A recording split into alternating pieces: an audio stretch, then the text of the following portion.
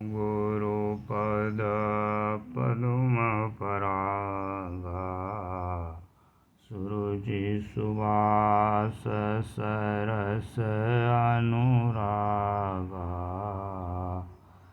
श्री गुरुपद नख मणिगण ज्योति सुमिरत दिव्य दृष्टि होती।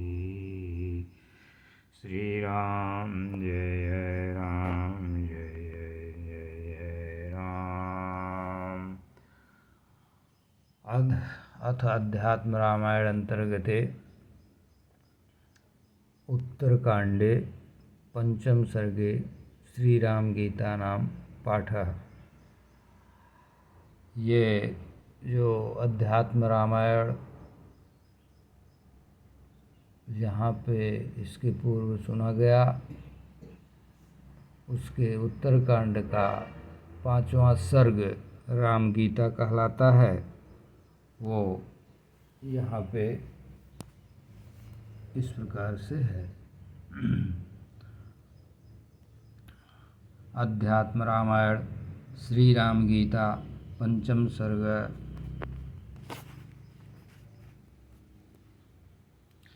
श्री महादेव जी बोले, तब जगत मंगल के लिए मंगल वर स्थापित किए रामायण कीर्ति उत्तम वर।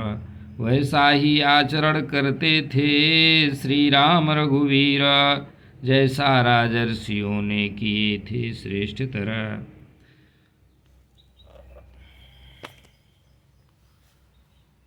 तब जगत मंगल के लिए मंगल घर, तब जगत मंगल के लिए मंगल घर, तब जगत मंगल के लिए मंगल के घर स्थापित किए रामायण कीर्ति उत्तम वर। वैसा ही आचरण करते थे श्री राम रघुवर, जैसा राजर्षियों ने किए थे श्रेष्ठतर। उदार बुद्धि लक्ष्मण के पूछने पर श्री राम ने पुरातन कथा कहा सुंदर। राजा नृग प्रमाद वश ब्राह्मणों का श्राप पाए, उन्हें त्रियुग योनि प्राप्त हुई, यह राघव सुनाए। उन्हें त्रियुग योनि प्राप्त हुई, यह श्री राम राघव सुनाए, यह श्री राम राघव सुनाए।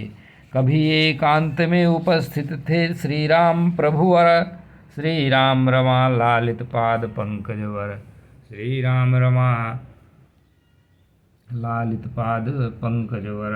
सौमित्र जी आए वहाँ शुद्ध भाव भरे, सौमित्र जी आए वहाँ शुद्ध भाव भरे, सौमित्र जी आए वहाँ शुद्ध भाव भरे। भक्तिपूर्वक प्रणाम करके यह विनय करे, भक्तिपूर्वक प्रणाम करके यह विनय करे। आप शुद्ध बोधमय हैं सर्वदेह की आत्मावर, सबके स्वामी होकर भी स्वयं निराकार होकर उन मतिमानों को ज्ञान दृष्टि से दिखते हैं। जो आपके चरण कमल भ्रमर हैं उनमें लगे रहते हैं। मैं शरणागत हूँ आपके चरणों के प्रभु, योगी जन जिन का भाव भजन करते हैं हे विभु। ऐसा ज्ञान दीजिए भवसागर दुर्गम तरण तरा, मैं सुखपूर्वक तर जाऊं जिसका अनुसरण कर। ये लक्ष्मण जी पूछ रहे हैं श्री रामचंद्र जी से। तो सुनकर सौमित्र का अखिल वचन वर, शरणागत दुखहारी श्री राम बोले प्रसन्न होकर। विज्ञान द्वारा अज्ञान अंधकार हर, सुनने के इच्छुक लक्ष्मण जी से बोले श्री राम क्षितिपाल वर। पहले अपने वर्ण आश्रम वर्णित क्रियाएं करने पर जब मन शुद्ध हो जाए, तब पहले समनियम साधनों से संपन्न हो जाए, तब आत्मज्ञान के लिए सद्गुरु के पास आए, तब आत्मज्ञान के लिए सद्गुरु के पास आए। क्रियाएं शरीर से होती हैं, उसी कारण हितकर अहितकर दोनों करके राग धारण, धर्म और अधर्म दोनों होने से पुनः शरीर धरकर पुनः क्रियाओं का चक्र चलता संसार में पड़कर। अज्ञान ही इसका मूल है, अज्ञान ही इसका मूल है। विधि वाक्यों के ज्ञान से ही है निवारण है। अज्ञान के नाशार्थ ज्ञान ही समर्थ है। अज्ञानोत्पन्न कर्म अज्ञान का विरोधी, अज्ञानोत्पन्न कर्म अज्ञानोत्पन्न कर्म अज्ञान का विरोधी है। यही अर्थ है अज्ञान उत्पन्न कर्म, अज्ञान उत्पन्न अज्ञान से उत्पन्न कर्म,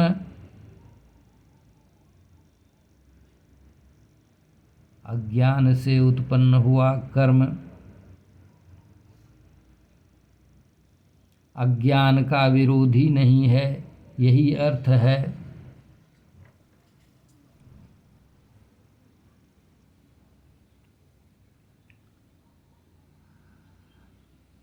कर्म से न अज्ञान जाता है न राग क्षय होता है, बल्कि अन्य सदोष कर्म उत्पन्न होता है।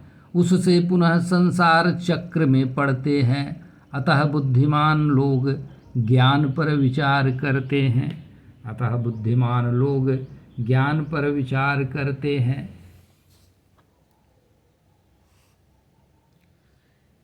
जब यदि कर्म वेद कथित है,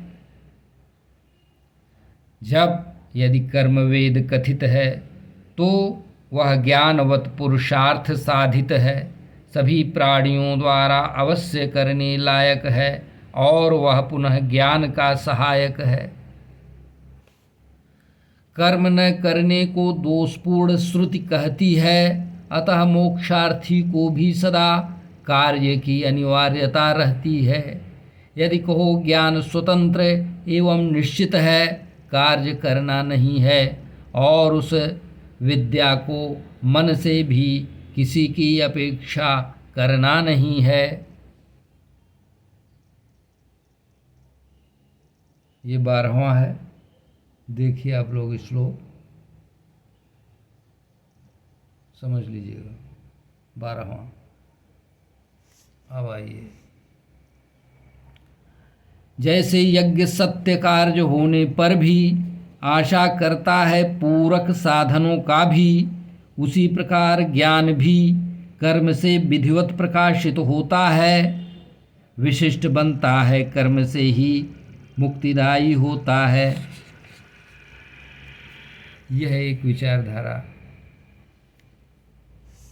अब आगे देखिए। इस प्रकार जो कोई कहता है वह वितर्कवादी है, उसके दृष्टिकोण से भी यह विरोधाभासी है।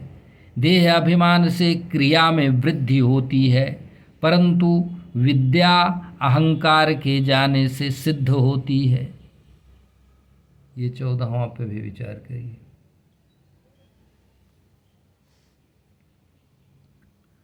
विशुद्ध विज्ञान के प्रकाश से प्रकाशित चरम आत्मवृत्ति को विद्या या ज्ञान कहते हैं। कर्म अखिल कारक साधनों से होता है। विद्या तब प्राप्त होती है जब कारक आदि का नाश करते हैं। ये 15वां है।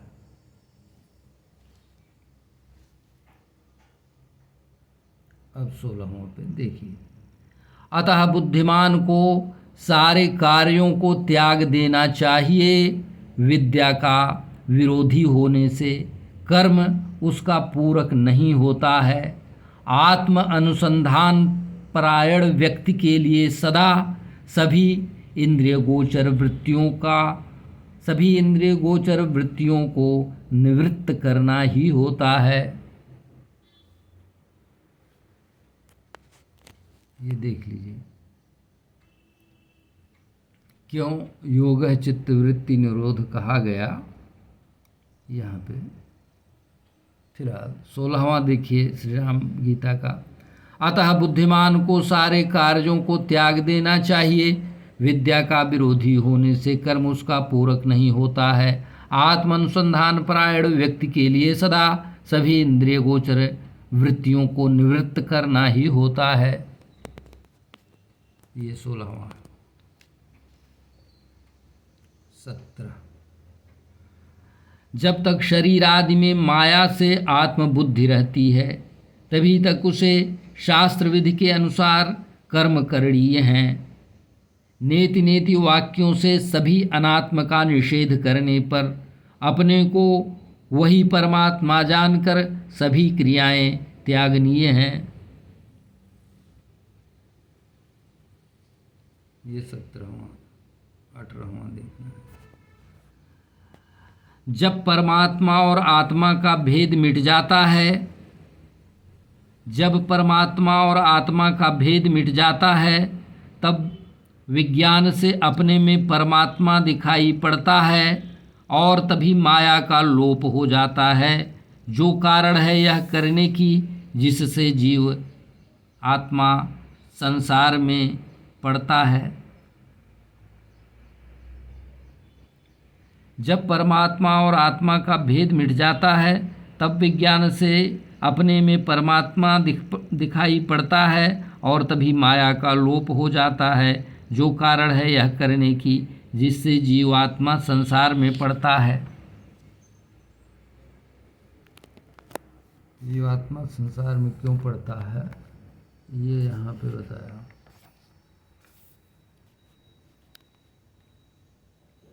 अब 19 देखिए। श्रुति प्रमाणों से उसका नाश होने पर वह कार्य करने में कैसे संलग्न होगी। माया का माने अविद्या का। श्रुति प्रमाणों से उसका नाश होने पर वह कार्य करने में कैसे संलग्न होगी। आप परमात्मा के निर्मल अद्वितीय विज्ञान मात्र होने पर अविद्या पुनः नहीं उत्पन्न होगी। जब नष्ट हो जाने पर अविद्या पुनः नहीं उत्पन्न होती, तब मैं करता हूँ इस प्रकार की मति कैसे होगी। इसलिए विद्या स्वतंत्र है, उसे किसी की अपेक्षा नहीं होती है। विद्या अकेले ही मोक्ष के लिए समर्थ होती है।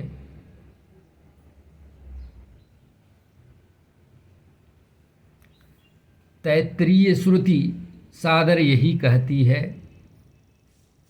स्पष्टतः अखिल कर्मों का संन्यास सही है। एतावत आदि वाजसनेयी श्रुतियाँ भी यही कहती हैं। ज्ञान मोक्ष का साधन है, क्रिया वैसा नहीं कर सकती है। विद्या अर्थात ज्ञान और कर्म अर्थात क्रिया की समानता में जो यज्ञ का दृष्टांत उद्धृत किया गया है उसमें उसके फल पृथक हैं। बहुत से कारक होते हैं यज्ञ में, ज्ञान विपरीत है, कर्म के कारक आदि नहीं होते इसमें।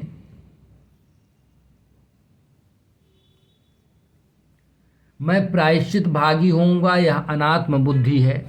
अज्ञानी ऐसा विचार करते हैं, न कि तत्वदर्शी। अतः बुद्धिमानों को सभी क्रियाओं का त्याग कर देना चाहिए। विधिपूर्वक त्याग दे कर्म विधि प्रदर्शी।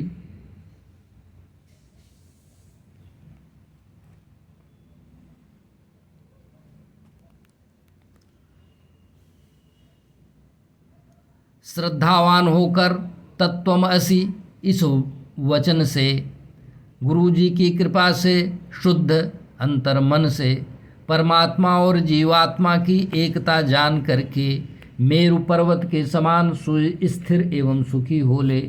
मेरु पर्वत के समान सुस्थिर एवं सुखी हो ले। मेरु पर्वत के समान सुस्थिर एवं सुखी हो ले। पहले पदों का अर्थ जानना चाहिए विधानतः वाक्य का अर्थ जानने के लिए। इसमें तत् पद का अर्थ परमात्मा जानिए और त्वम जीवात्मा और असि है उनकी एकता के लिए। तत्त्वम असि।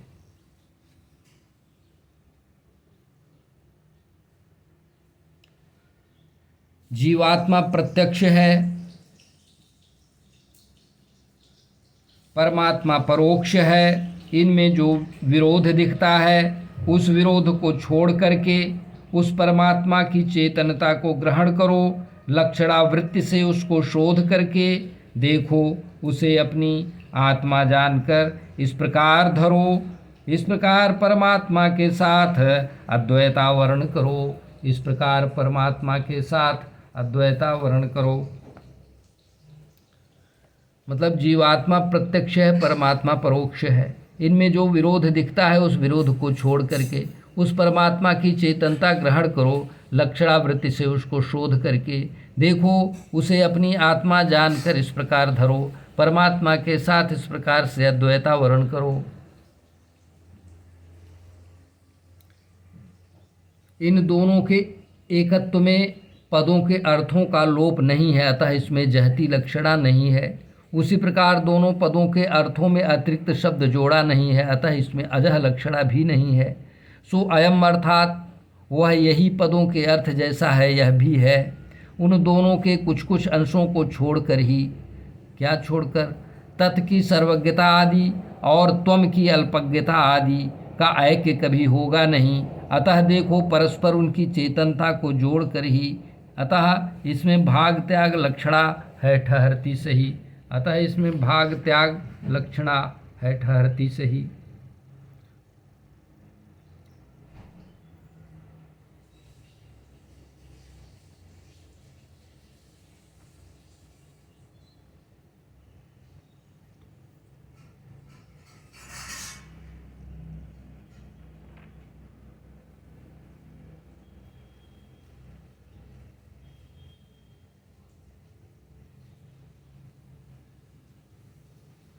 पृथ्वी जल अग्नि वायु आकाश पंचतत्व से बनकर पूर्व कर्म जनित दुख सुख आदि के भोगों का घर शरीर आदि अंत वाला है, पूर्व कर्मों से उत्पन्न है। यह आत्मा की स्थूल उपाधि है, माया संपन्न है। यह आत्मा की स्थूल उपाधि है, माया संपन्न है।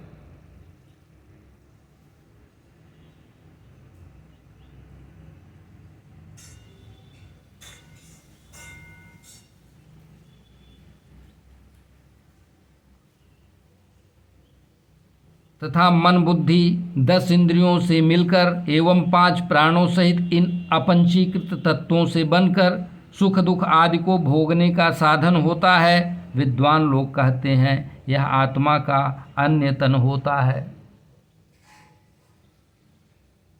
सूक्ष्म शरीर के बारे में बताया।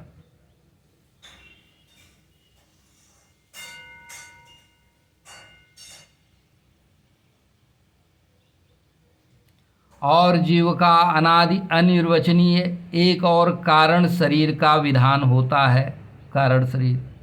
यह आत्मा की तीसरी उपाधि है जो माया प्रधान होता है।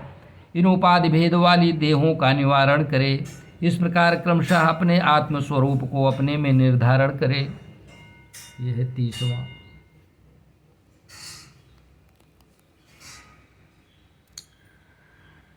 मतलब जीव का अनादि अनिर्वचनीय एक और कारण शरीर का विधान होता है। यह आत्मा की तीसरी उपाधि है जो माया प्रधान होता है। अब 3 उपाधियां हो गई, स्थूल सूक्ष्म और कारण। इन उपाधि भेदों वाली देहों का निवारण करे, इस प्रकार क्रमशः अपने आत्मस्वरूप को अपने में निर्धारण करे। यह है 30वां।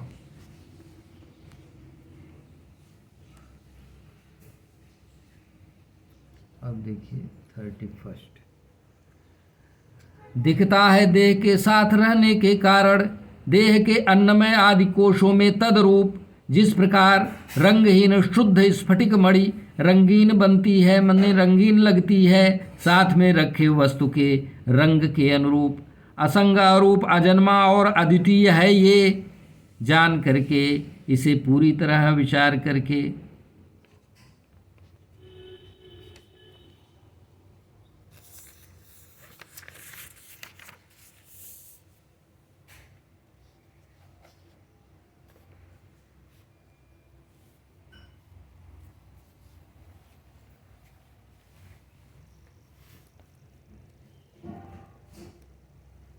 बुद्धि की 3 प्रकार की वृत्तियां दिखती हैं।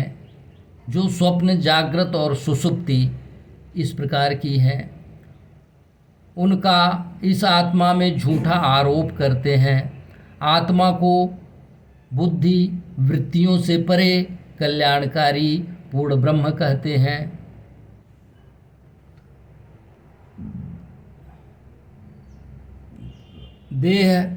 देह इंद्रिय प्राण मन उस चिदात्मा के संपर्क से बुद्धि परिवर्तित होती रहती है। देह इंद्रिय प्राण मन और उस चिदात्मा के संपर्क से बुद्धि परिवर्तित होती रहती है। ये वृत्तियाँ तमोगुण पर आधारित अज्ञान लक्षण से युक्त हैं। जब तक ये रहती हैं संसार में जन्म होता, जीव नहीं होता, मुक्त है।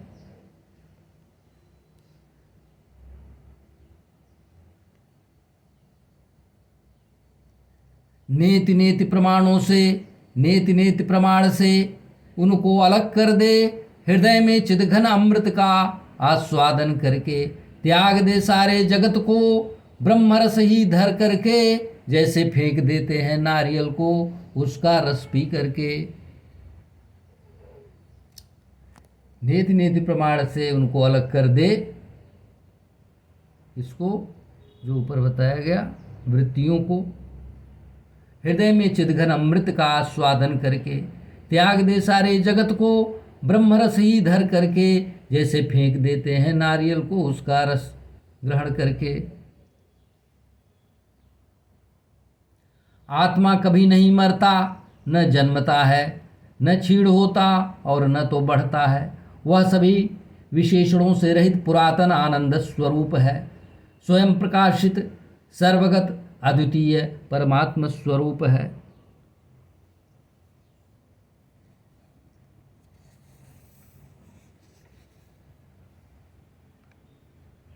इस प्रकार ज्ञानमय सुख स्वरूप में यह दुखमय संसार कैसे प्रतीत होगा। अज्ञान से उत्पन्न अध्यासवश यह दिखाई देता, ज्ञान में यह विलीन हो जाता, ज्ञान अज्ञान का प्रतीप होता।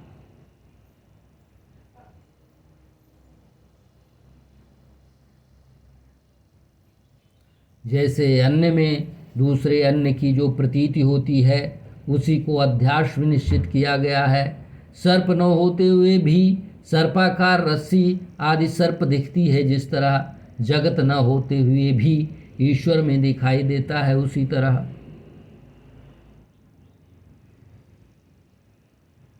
परम चैतन्य परमात्मा विकल्प और माया से रहित है। उस परमात्मा में पहले अहंकार की परिकल्पना होती है। उस सर्व कारणमय परमात्मा में इसका अध्यास होने पर संसार की प्रतीति होती है। ब्रह्म तो निरामय एकमात्र है, इससे हटकर परम चैतन्य परमात्मा विकल्प और माया से रहित है। उस परमात्मा में पहले अहंकार की परिकल्पना कर उस सर्व कारण में परमात्मा में इसका अध्यास होने पर संसार की प्रतीति होती है। ब्रह्म तो निरामय एकमात्र है, इससे हटकर इच्छा राग सुख आदि गुण धर्मों वाली बुद्धि सदा संसार का कारण होती है। जब सो जाते हैं तब बुद्धि नहीं चलती, तब आत्मा आनंद की अनुभूति होती है।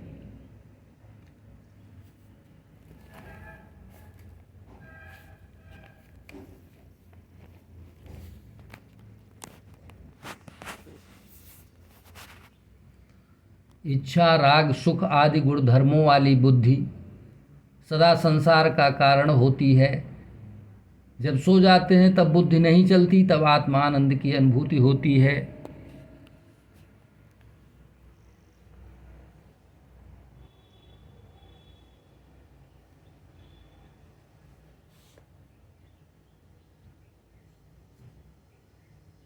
अनादि अविद्या से बुद्धि उत्पन्न हुई है और इससे प्रतिबिंबित उस चेतन के प्रकाश को जीव कहते हैं।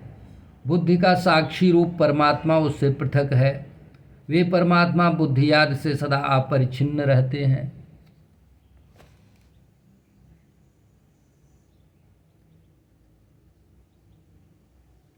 अनादि अविद्या से उत्पन्न बुद्धि, अनादि अविद्या से बुद्धि उत्पन्न हुई है और इससे प्रतिबिंबित उस चेतन के प्रकाश को ही जीव कहते हैं। बुद्धि का साक्षी रूप परमात्मा, बुद्धि का भी साक्षी है परमात्मा, जो कि बुद्धि से अलग है, माने पृथक है। वे परमात्मा बुद्धि आदि से सदा अपरिच्छिन्न रहते हैं, माने उससे घिरे नहीं हैं, उन्हें बुद्धि में नहीं आ सकते।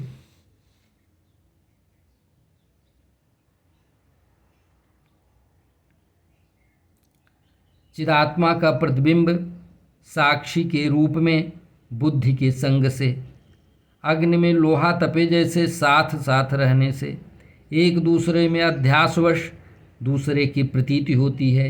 इसी से चैतन्य आत्मा में जड़ता और बुद्धि में चेतनता होती है।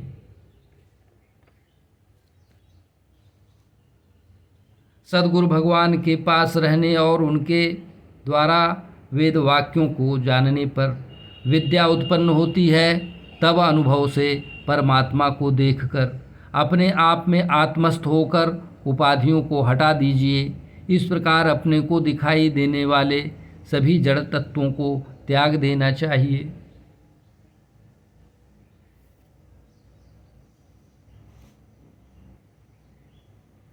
मैं प्रकाश रूप हूँ, मैं अजन्मा हूँ, मैं अद्वितीय हूँ, मैं सतत भासमान अतीव निर्मल हूँ, विशुद्ध अनुभव गम्य निरामय हूँ, मैं पूर्ण आनंदमय अक्रियमय हूँ, मैं सदैव मुक्त अचिंत्य शक्तिमान अतीन्द्रिय ज्ञानमय अविकृत रूप हूँ। बुद्धिमान वेदवादी लोग दिन रात मुझे हृदय में देखते हैं। मैं अनंत अपरंपार परमात्मा वेद स्वरूप हूँ। नमामि शमीशान निर्वाण रूपम विभुम व्यापकम ब्रह्म वेद स्वरूपम। श्री रामचरितमानस में गोस्वामी जी ने लिखा हुआ है, नमामि शमीशान निर्वाण रूपम विभुम व्यापकम ब्रह्म वेद स्वरूपम। नमामि शमीशान निर्वाण रूपम विभुम व्यापकम ब्रह्म वेद स्वरूपम। यहाँ देखिए 44वें में, मैं सदैव मुक्त अचिंत्य शक्तिमान अतीन्द्रिय ज्ञानमय अविकृत रूप हूँ। बुद्धिवादी वेदवादी लोग दिन रात मुझे हृदय में देखते हैं। मैं अनंत अपरंपार परमात्मा वेद स्वरूप हूँ। नमामि शमीशान निर्वाण रूपम विभुम व्यापकम ब्रह्म वेद स्वरूपम। विभुम व्यापकम ब्रह्म वेद स्वरूपम। विभुम व्यापकम ब्रह्म वेद स्वरूपम। फिर से देख लीजिए 44, मैं सदैव मुक्त अचिंत्य शक्तिमान अतीन्द्रिय ज्ञानमय विकृत रूप हूँ। बुद्धिमान वेदवादी लोग दिन रात मुझे हृदय में देखते हैं। मैं अनंत अपरंपार परमात्मा वेद स्वरूप हूँ। विभुम व्यापकम ब्रह्म वेद स्वरूपम। विभुम व्यापकम ब्रह्म वेद स्वरूपम। इस प्रकार अपने को सदा अखंडित आत्मा जानकर, आप देखना है 45, इस प्रकार अपने को सदा अखंडित आत्मा जानकर इस प्रकार विचार करने वाले की विशुद्ध भावनावर तुरंत अविद्या का नाश कर देती है। उसके कारकों सहित जैसे उचित औषधि रोगों का नाश कर देती है, सेवित विधि विहित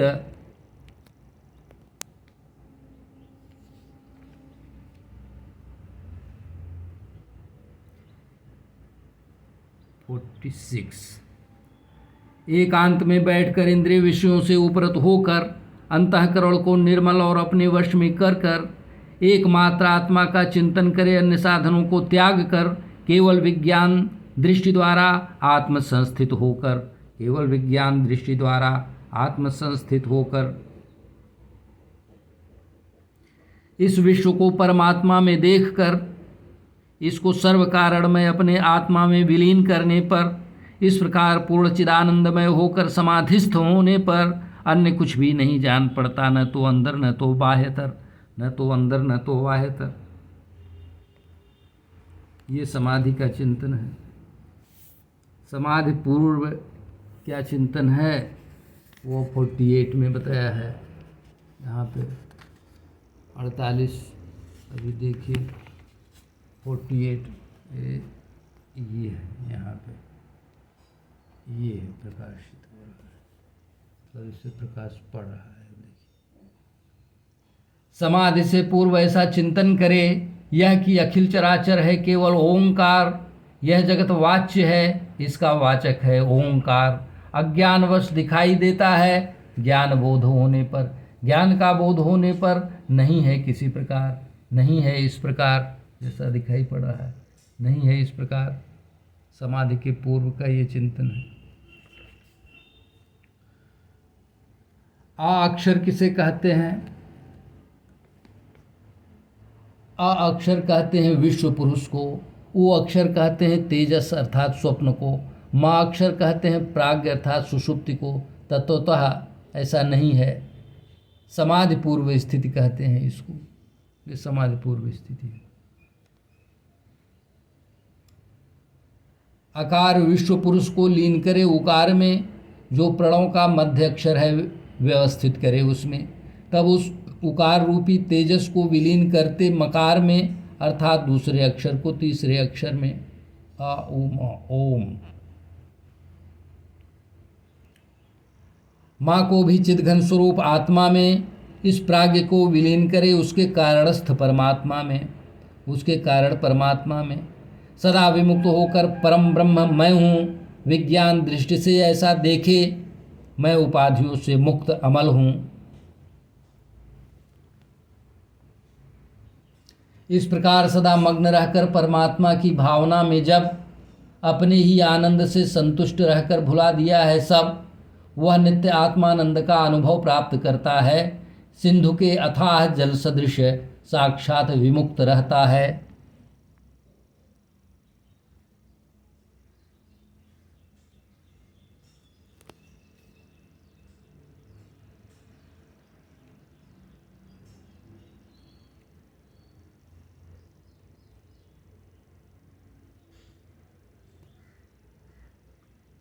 इस प्रकार सदा समाधि योग का अभ्यास कर विषयों को निवृत्त कर दिया सर्वेंद्रिय गोचर, काम क्रोध आदि सभी शत्रुओं को जीत लिया है, जो उसको परमात्मा दिखता है, जीत लिया है जिसने अपने छहों इंद्रियों को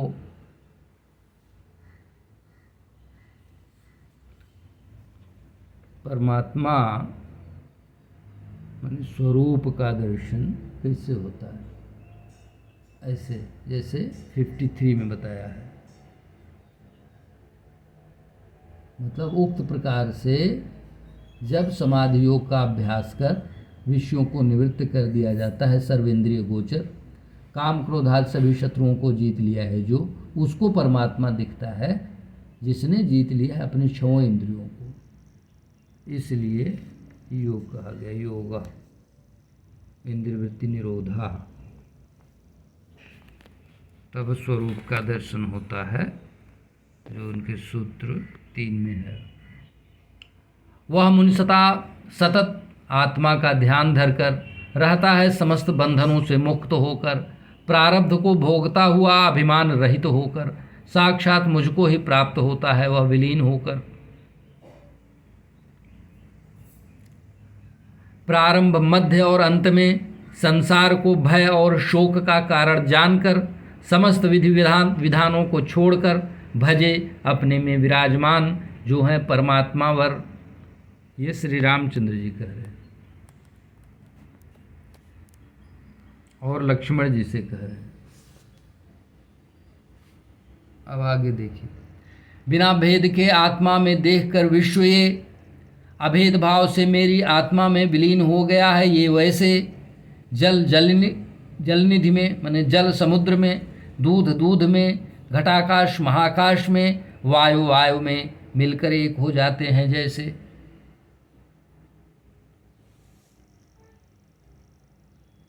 इस विश्व को इस प्रकार देखे लोक में रहकर जगत असत्य है, इस प्रकार जानकर वह मुनिवर श्रुति युक्ति मान्यताओं द्वारा इसे असार जानकर चंद्रभेद और दिशाओं में दिशा भ्रम की तरह मिथ्या मानकर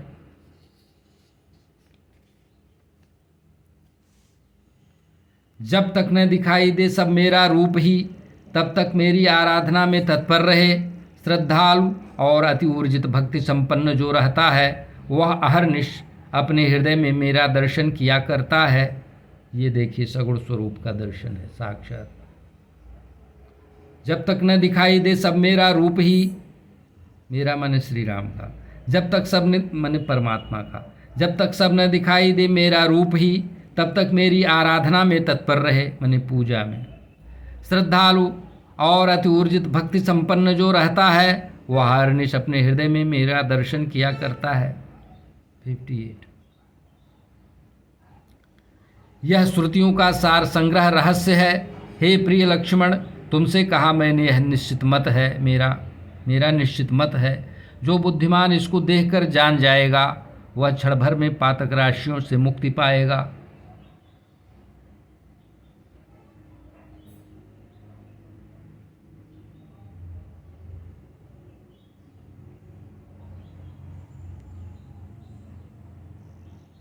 हे भाई, यह दिखाई पड़ रहा है जगत जो, यह सब आत्मा ही है, यह सब आत्मा का विकार माया ही है। हे भाई, यह दिखाई पड़ रहा है जगत जो, यह सब माया ही है। चित्त से विश्व को, मतलब चित्त से माया को निकाल दो। हे भाई, यह दिखाई पड़ रहा है जगत जो, वह सब माया ही है। चित्त से जगत को, माने चित्त से उसको निकाल दो। मेरी भावना में भावित होकर शुद्ध मन होकर निरामय आनंदमय होकर सुखी हो, निरामय आनंदमय होकर सुखी हो।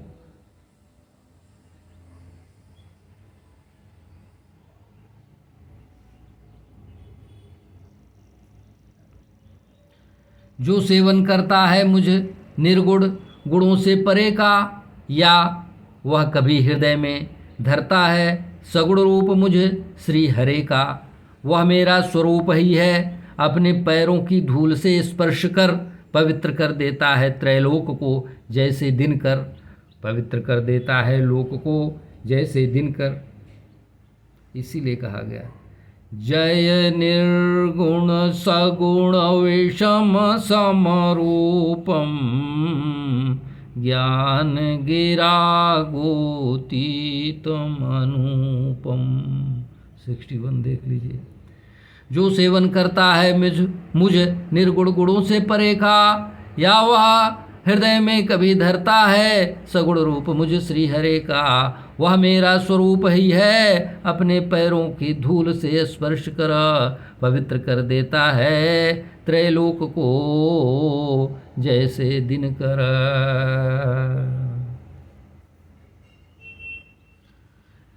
यह विज्ञान सारे श्रुतियों का एकमात्र सार महा है। इसे वेदांत वेद्य भगवत्पाद मैंने ही कहा है। जो श्रद्धा पूर्वक पढ़ेगा और गुरु भक्ति करेगा मेरा ही रूप हो जाएगा। मेरे वचनों में यदि भक्ति धरेगा, यह भगवान श्री रामचंद्र जी कहते हैं श्री राम गीता के बारे में। एक बार हम फिर उसको पढ़ते हैं। यह विज्ञान सारे श्रुतियों का एकमात्र सार महा है। इसे वेदांत वेद्य भगवत्पाद मैंने ही कहा है। जो श्रद्धा पूर्वक पढ़ेगा और गुरु भक्ति करेगा मेरा ही रूप हो जाएगा। यदि मेरे वचनों में प्रीति धरेगा तो श्री राम जय राम जय जय राम। इस प्रकार अध्यात्म रामायण के अंतर्गत उत्तरकांड के सर्ग 5 में वर्णित यह श्री राम गीता आपके सामने निवेदन किया। श्री राम जय राम जय जय राम। वंदौ गुरुपद पदुम परागा सुरुचि सुवास सरस अनुरागा श्री गुरु पदन कमणि गण ज्योति सुमिरत दिव्य दृष्टि होती। श्री राम जय राम जय राम।